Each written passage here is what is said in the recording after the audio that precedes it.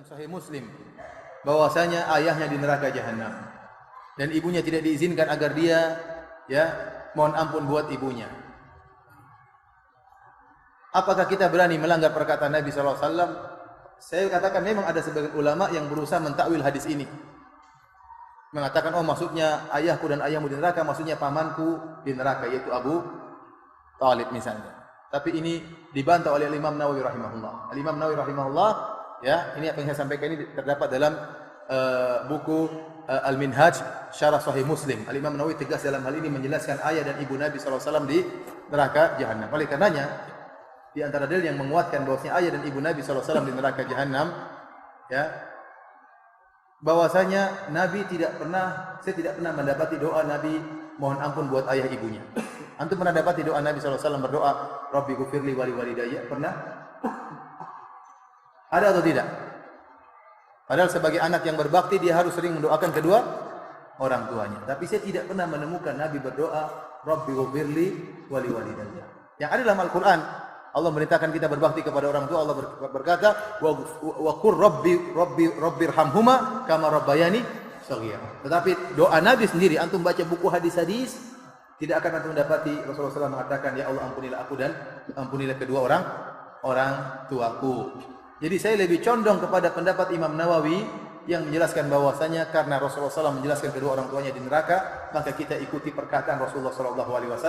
Kita mendahulukan hadis daripada perasaan.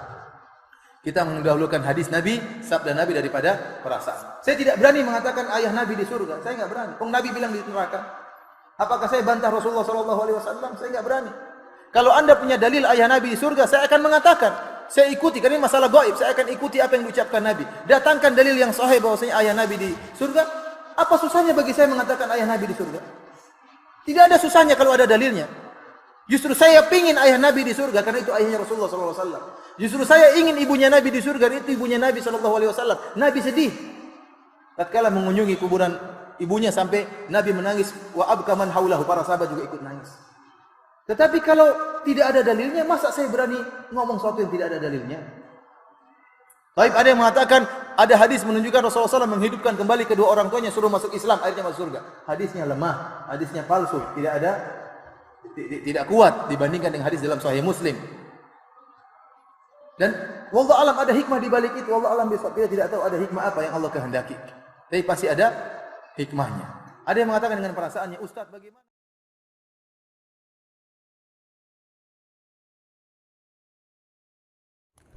Assalamualaikum warahmatullahi wabarakatuh. Jadi ilung selaku pengikut daripada Ahlus Sunnah wal Jamaah, nyoy tengok viral dah. Ya pegai firanda, mak Nabi, ayah Nabi damang neraka. Yang mengkedepu ikah yang jalan neraka, ya kata ya. Baik ka pegah yang kengkon, ka pegah mak Nabi, ayah Nabi damang lan neraka, ke pegah ba hadisnya hadis je. Nabi hantar pernah berdoa kurunci Rabbi firli wali walidayya warahmuma kama rabbayana saghira. Ka pegah yang kengkon, yang kekah jalan neraka ya arah kata Wahabi firanda. Baik ka pegah yang kengkon, kamu selaku umat Islam Ahlus Sunnah wal Jamaah, miu kahina-hina dengan kamu akan ya tegur. Kamu karena kamu hana galak ururnya hina-hina pegah lagi pegah ya Nabi mak Nabi dak mau neraka. Ka bekekah kaya gedat bak kami bak na ilmu lengan. Ilmu Wahabi hana penting bagi kamu Ahlus Sunnah wal Jamaah. Nyambat. Ilung videonya kentuk bu viral-viral ro. Ilung komen dia arah katanya dak pegah yang kengkon. Bungai aku. Pakan bungai dak pegah ya Nabi dak mau neraka. Ni seandainya pegah Nabi dak mau neraka nyantang parang atule dak. Kamu ramai no. Ya ceh, makanya tetruk Aceh baik pegah yang kengkon. Kamu kota Serambi Mekah nyo baik pegah yang kengkon. Nyamban jadi tiga tu kahina-hina dengan ikau akan jak tak ulekah. Amban. Baik pegah yang kengkon, kak pegah dia tengah-tengah Wahabi ke. Tapi baik bangai teruk kunan. Mulung matang anak ilmu aku tepu di bagian-bagiannya macam. Kah yang nak ilmu pegang kak pegah yang Nabi, mak Nabi dah neraka. Bangai, hana mepak bangai. Amban. Baik teruk kenan bangai ni. Ka bangai baik lepo bangai tu. Nyampan. Yang jadi nyo haik le ka pegah lengan kata mun neraka ro kementung. Baik ka pegah ya Nabi mak Nabi nang dengo. Nyampan. Ku sekian. Assalamualaikum warahmatullahi wabarakatuh.